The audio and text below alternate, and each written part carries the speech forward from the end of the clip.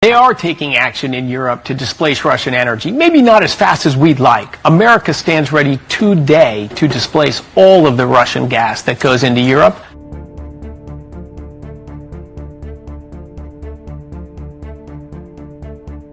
But inexcusably, even NATO countries have not cut off much Russian energy and Russian energy products, which, as you know, I found out about 2 weeks ago, and I wasn't happy. Think of it. They're funding the war against themselves. Who the hell ever heard of that one?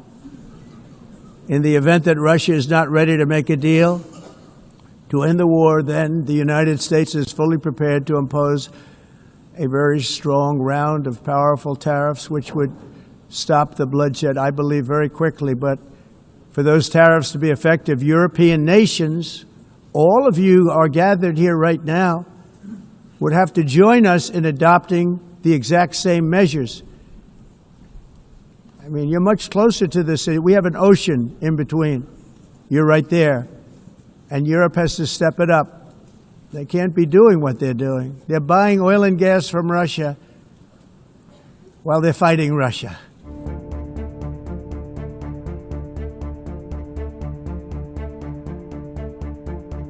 We're taking actions to displace the Russian energy, maybe not as fast as we like. America stands ready today to displace all of the Russian gas that goes into Europe and all of the Russian refined products from oil as well. So I spend 6 days there meeting with European leaders, ensuring that we have the capacity, we're ready to serve their needs, and President Trump's agenda is peace.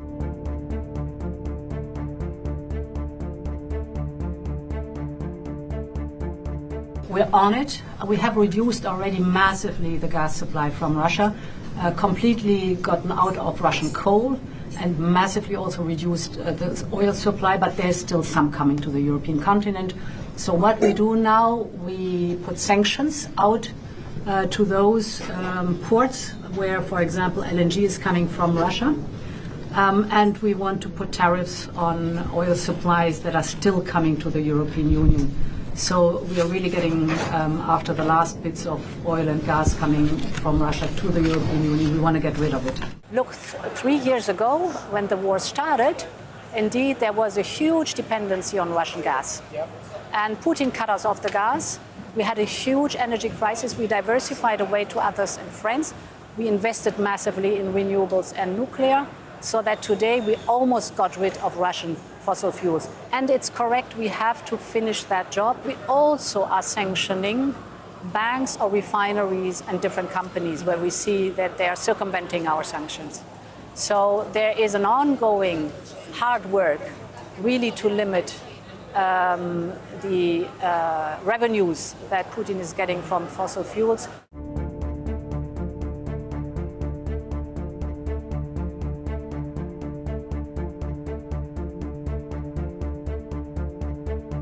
They're not doing the job. NATO has to get together. Europe has to get together and do it. Look, Europe they're my friends, but they're buying oil from Russia. So we can't be expected to be the only ones that are, full bore. But Europe is buying oil from Russia. I don't want them to buy oil. And the sanctions that they're putting on are not tough enough. And I'm willing to do sanctions, but they're going to have to toughen up their sanctions commensurate with what I'm doing. Just to clarify, you wouldn't move ahead until NATO moves ahead. Well, I'm ready to move ahead, but they have to do it. I think they will. But right now they're talking and they're not doing it. Look, they're buying oil from Russia. We're not buying oil from Russia. They're buying a lot of oil from Russia. That's not the deal.